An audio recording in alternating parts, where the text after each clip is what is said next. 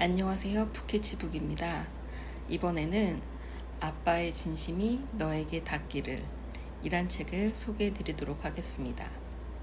자녀에게 전하고 싶은 33가지 삶의 지혜.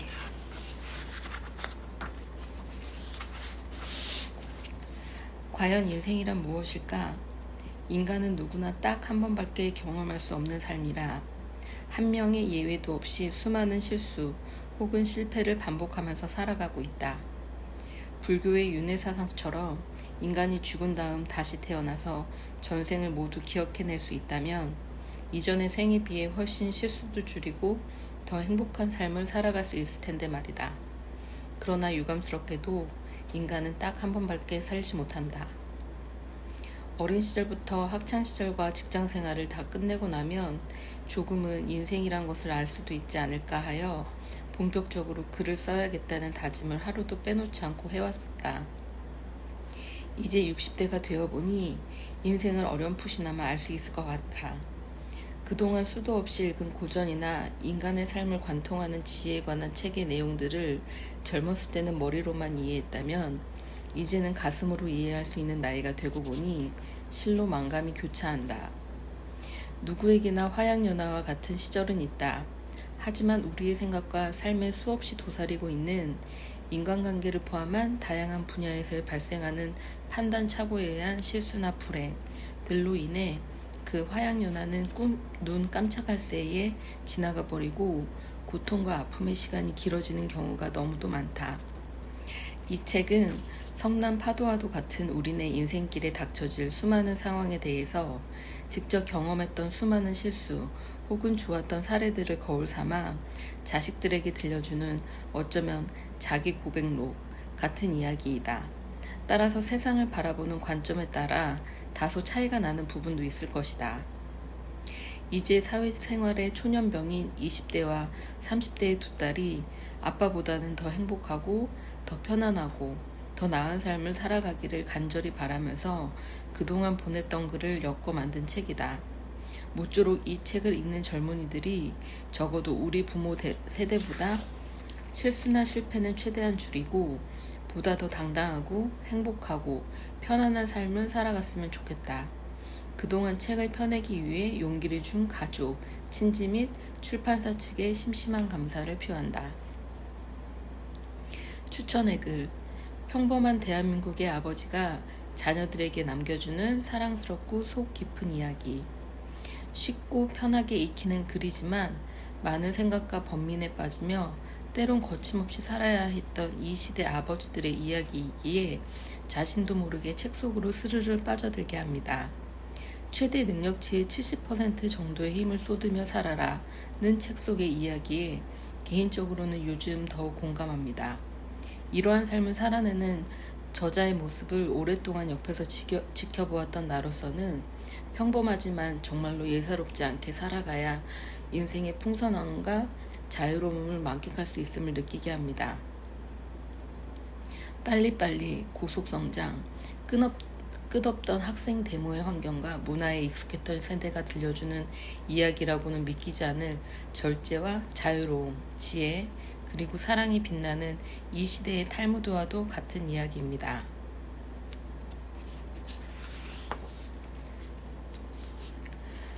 사람은 누구나 지금까지 살아온 인생과 앞으로 살아가야 할 인생을 생각하며 삶을 이어나간다. 지나온 인생을 자주 생각하는 나이는 대부분 반평생을 지내온 이유가 아닐까? 큰 성공과 성취에 스스로 만족하는 사람도 있겠으나 평범한 직장인으로 살아온 나에게도 약간의 아쉬움과 또 다른 후회가 남아있다. 그런 마음속의 아쉬움을 빤히 들여보는 듯한 저자의 글을 읽으면서 진심으로 공감할 수 있는 시간이었다.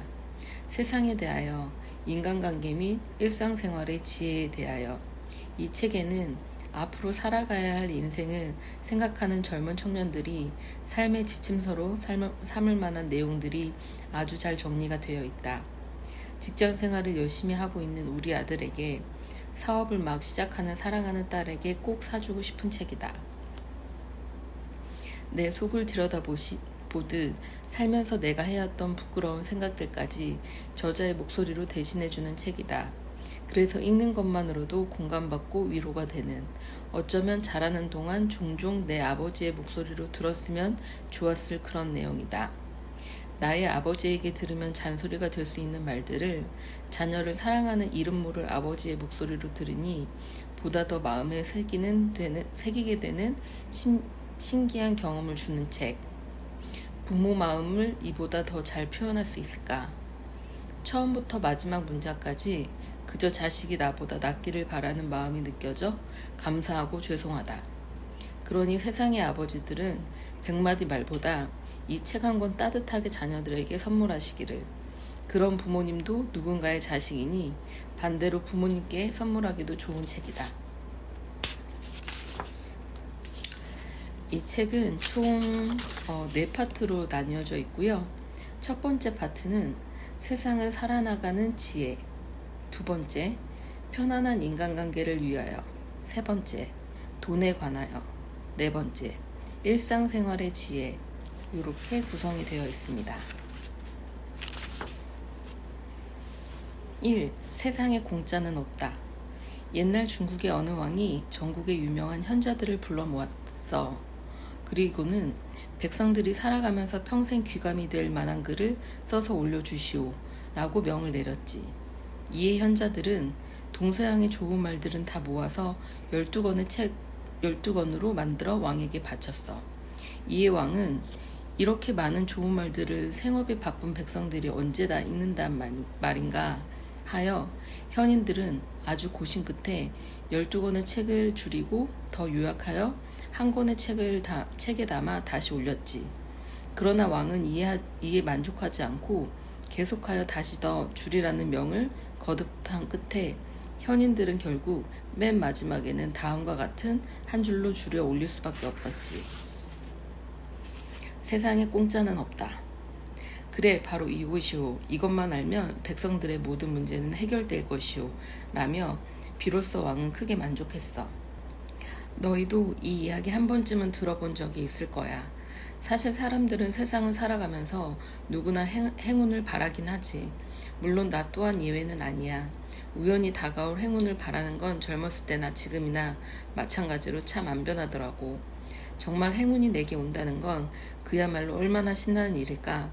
우연히 산 로또가 1등에 당첨이 된다든지, 아니 굳이 로또가 아니더라도 갑자기 회사에서 보너스를 왕창 준다던가, 시험을 봤는데 내가 찍은 것들은 모두 정답이었으면 하고 바라는 그런 행운 같은 것들 말이야. 그런데 있지, 유감스럽게도 그렇게 바라는 행운은 거의 오지 않고 세상에 공짜는 없다 라는 말이 한 살 한 살 더 먹을수록 실감날 때가 아주 많이 생기더구나. 특히 사회생활을 해나가다 보면 이 말이 한치의 어긋남도 없을 정도라 감탄했던 적이 한두 번이 아니야. 세상은 언뜻 보기에 허술한 구멍투성인 것 같지만 의외로 아무것도 빠져나갈 수 없을 만큼 아주 촘촘하게 짜여 있거든. 그래서 세상의 일이란 건 굳이 인과관계를 들먹이지 않더라도 너희가 하는 모든 생각이나 행동, 그리고 다른 사람과의 관계에서 오는 모든 일들은 그것이 설령 사소한 것일지라도 반드시 모종의 대가를 치른다는 것을 꼭 잊지 않았으면 좋겠구나. 가까운 사람이 아닌 어떤 잘 알지도 못하는 사람이 갑자기 너희에게 과도한 호의를 베푸는 경우가 대표적인 예겠지. 전후 맥락상 특별한 이유가 없는데 그럴 땐 암암리에 부담이 될 만한 어떤 의도가 숨겨져 있는 경우가 대부분이야. 그럴 때는 대우받는다고 속으로 우쭐댈 것이 아니라 한두 번 정도 더 깊이 생각해보는 습관을 들이는 게 좋아. 그래야만 항상 뒤탈이 없어. 참, 연예인이나 스포츠스타처럼 갑자기 큰 돈을 벌거나 인기를 얻은 사람들이 부러울 때가 꽤 있지.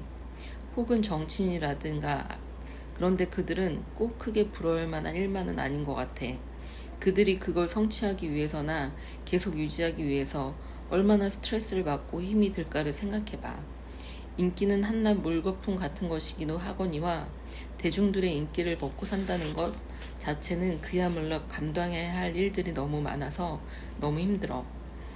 그래서 보통 사람들은 기회가 주어진다 해도 결코 선택하기가 쉽지 않은 직업이기도 하지. 세상에는 공짜가 없거든. 단지 그들이 현재의 자리에 이르기까지 얼마나 큰 고난을 견디고 왔을까 하는 점을 인정해주고 존중해주는 딱 그 정도로만 생각하는 게 좋을 거야. 그들 또한 그들의 자리에서 최선을 다한 결과물일 테니 말이야. 지금껏 걸어온 길, 그리고 앞으로 걸어나가야 할 길을 너희 스스로 선택해서 지금까지 살아왔듯이 결국은 그들과 너희가 다른 점이 있다면 가는 길에 대한 선택의 차이였던 것이지. 어떤 결과를 들고 그들과 너희를 비교할 대상은 전혀 아니라는 소리지. 단지 지금은 너희가 선택한 지금의 자리에서 어떻게 최선을 다하느냐에 대한 것만이 다른 사람과 비교할 수 있는 가장 가치 있는 일이고 최고의 길이란 것을 명심했으면 좋겠어. 그리고 또 하나 꼭 잊지 말아야 할 것은 무언가를 얻고자 한다면 반드시 그 대가를 감당할 수 있는 마음의 준비를 단단히 하고 살아간다면 앞으로 너희에게 닥칠 세상의 많은 위험은 스스로 알아서 너의 곁을 잘 피해갈 거라 확신해. 콩 심은 데 콩이 나고 팥 심은 데 팥이 나게 되어 있어. 항상 명심 또 명심하자고. 이 세상에 공짜는 없단다. 두 번째 이야기. 세상을 절대 옳다 그르다로 판단하지 마라. 사람이 보고 싶은 것만 보고 듣고 싶은 것만 들을 수 있다면 얼마나 행복하게 살아갈 수 있을까? 그러나 우리는 눈이 있기에 보고 싶은 것만 보고 살 수 없고 귀가 있기에 듣기 좋은 소리만 듣고 살 수 없는 노릇이지. 사실 인간이라면 누구나 마음이 늘 흔들리면서 살 수밖에 없는 게 보편적인 우리의 모습이 아닐까? 오죽하면 파스칼은 그에 져서 팡세에서 사람은 생각하는 갈대라고 표현했을까? 더군다나 듣기 좋은 말보다는 듣기 싫은 말이나 꼴보기 싫은 상황을 접하게 되면 마음이 더 심하게 요동치게 되지. 순식간에 화가 올라오거나 짜증이 나기도 하고 심지어는 욕도 나올 수밖에 없는 게 어쩌면 우리들의 평범한 일상이 아닐까 싶어. 아무리 인간이 생각하는 갈대라 하지만 왜 우리들의 마음은 그렇게 늘 흔들리는 걸까에 대해 고민해 본 적은 있니? 아마도 그건 너희가 지금까지 경험한 것과 배운 것을 바탕으로 형성된 가치관의 충돌 때문일 확률이 가장 높을 거야. 눈앞에서 일어나는 모든 일과 상황에 대하여 자신도 모르게 옳은 것과 그른 것을 판단하는 이미 습관화된 그 버릇 때문이지. 그런 이분법적인 가치관이 머릿속에서 작동되고 있다 보니 세상은 늘 내 맘 같지 않을 테고 그런 까닭에 마음이 흔들리고 괴로움이나 외로움은 더욱 가중되고 있는 건 아닌지 점검해 볼 필요가 있어. 따지고 보면 세상의 일들이라는 게 과연 확실하게 맞고 틀리는 게 얼마나 있을까? 하물며 지구는 둥글다 라는 사실마저도 예전에는 틀린 거였고 심지어는 정신병자 취급까지 당할 정도였으니 말이지.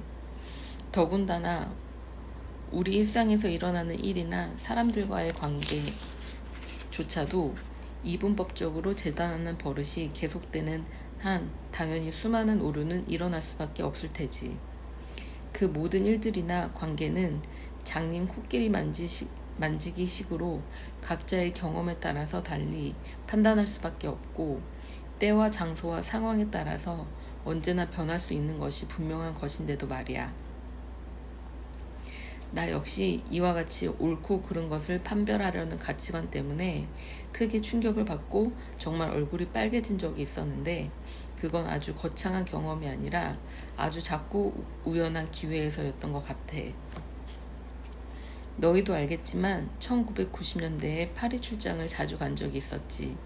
그 당시 어느 해인가 파리 시내는 거리마다 더럽게 널브러져 있는 담배꽁초와 휴지들 천지였어. 거리에 휴지통 자체도 없었고 말이야. 정말 실망이 이만저만 아니었지. 이렇게 거리도 더럽고 공중도덕도 안 지키는 나라가 어떻게 선진국이라고 으스댈 수 있는 거지? 정말 한심한 나라네. 하고 속으로 비웃었지.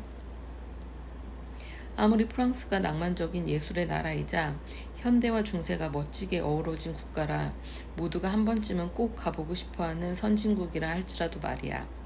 마침 그들의 자랑인 루브르 박물관을 다녀온 뒤로는 아프리카에서 강탈한 유물들 천지라 도적 놈들이 따로 없네 하고 생각하던 참이었거든. 그래서 참다 실망감에 물어봤지.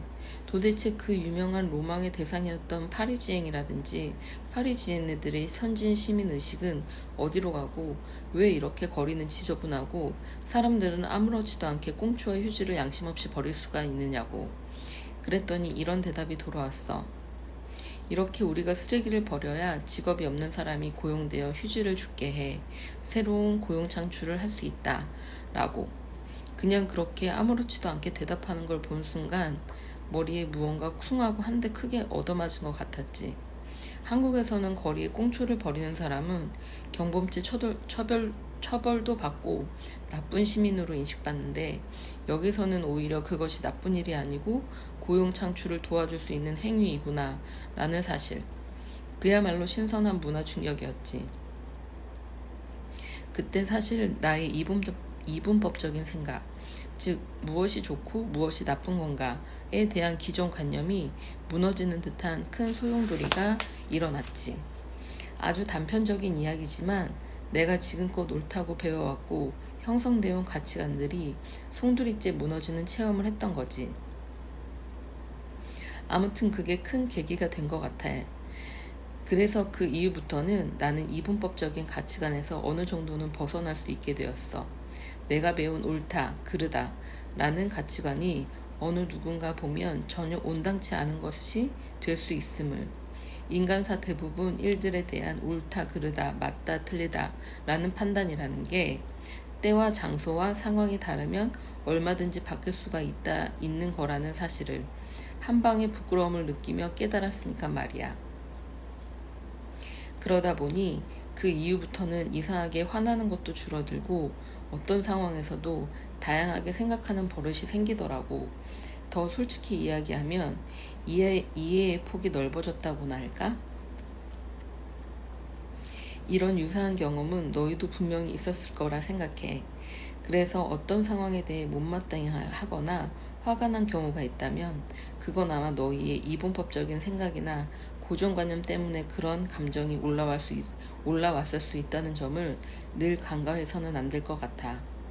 옳다 그르다라는 두 가지 잣대를 들이대면 사실 내 가치관과 다른 사람들의 생각은 다 옳지 않은 것이고 틀린 거라 생각하게 되거든. 그럼 결국 내 눈에는 남들이 다 잘못하는 것으로 보이겠지. 이 점이 바로 이분법적인 가치관을 가진 사람들의 큰 딜레마야. 그래서 흑백 논리가 강한 가치관을 가진 사람일수록 남과 사사건건 부딪히기 일쑤지. 그러다 보니 매일 마음이 심란하고 불안하고 화날 수밖에 없는 상황이 자주 발생하게 되는 것 같아. 사실 세상은 흑과 백만 있는 것이 아니고 다양한 색깔은 물론 조금 더 옅은 흑색도 있고 조금 더 진한 회색도 있는 건데 말이야. 그런데 너희가 세상을 좀 더 아름답고 평화롭게 살아가고자 한다면 어떤 경우든 옳다 그르다, 맞다 틀리다 라는 이분법적인 가치관에서 벗어나야 하겠지. 그럴 때 비로소 너희 눈앞에는 훨씬 더 여유롭고 멋진 세상이 펼쳐질 거라는 생각이 들어. 게다가 이해의 폭이 넓어지니 남과 충돌할 일도 줄어들고 오해하는 일도 급속하게 줄어들어. 타인과의 관계에서 스트레스 받는 일 또한 훨씬 줄어들겠지.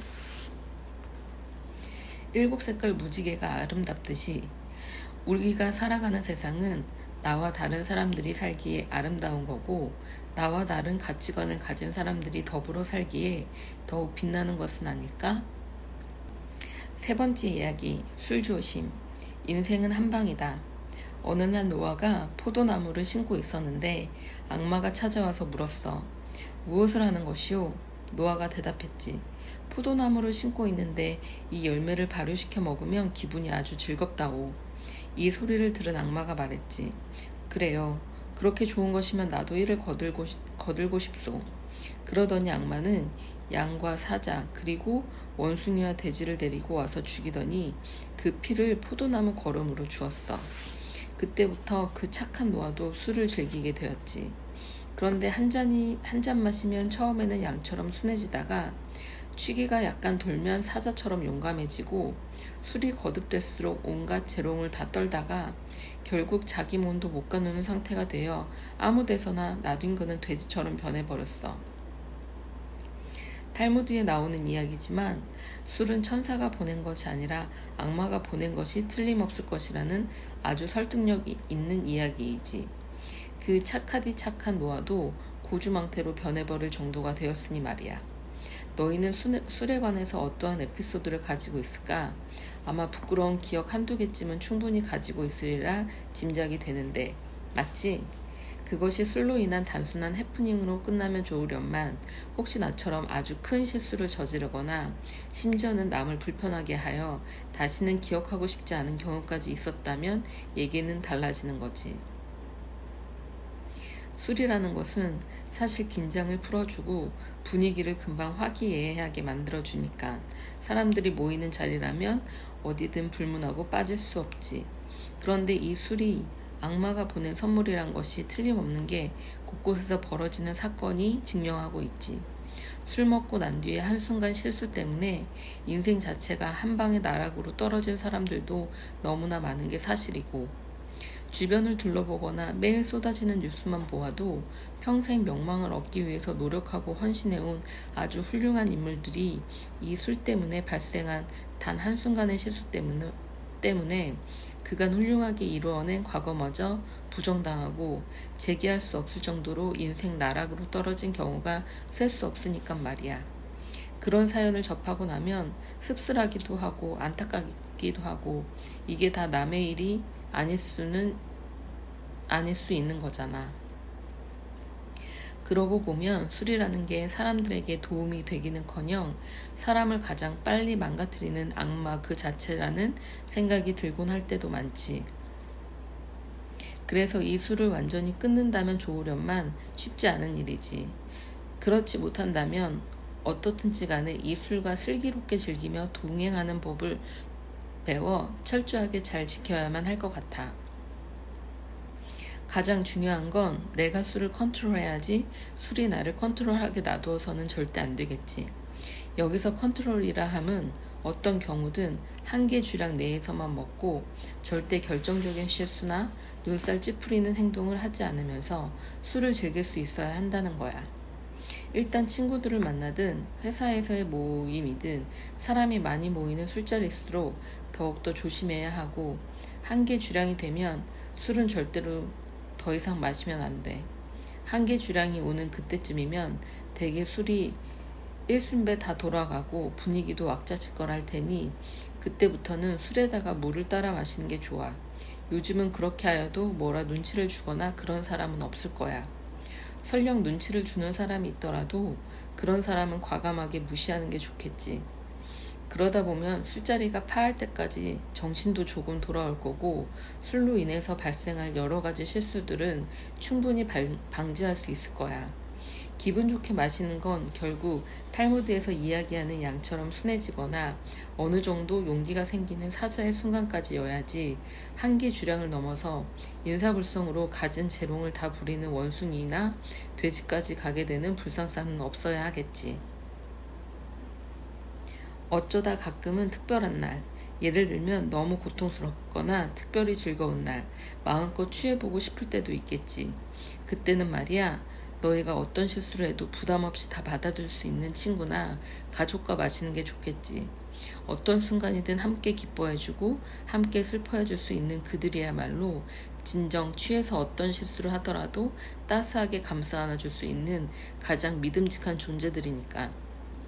아니면 술과 달로 유명해서 일각에서는 주태백이라고 일컫는 당나라의 시선 여백처럼 혼자 술을 마시면서 운치 있고 아름답게 취하는 방법도 아주 근사할 거라는 생각이 들어. 혼자 마시는 술의 뜻의 독작이란 시에서 이태백은 이렇게 표현했지. 석 잔을 마시면 대도에 통하고 한 말을 마시면 자연과 합치되네. 다만 취한 가운데 기분이 즐거우면 되는 거지 깨어있는 사람에게 전하지 말게나. 이 또한 얼마나 멋들어진 말이야. 나 혼자 취하면 되지 굳이 다른 사람과 부산스럽게 술판을 벌일 필요가 없지. 이게 바로 진정 술이 주는 즐거움 아닐까?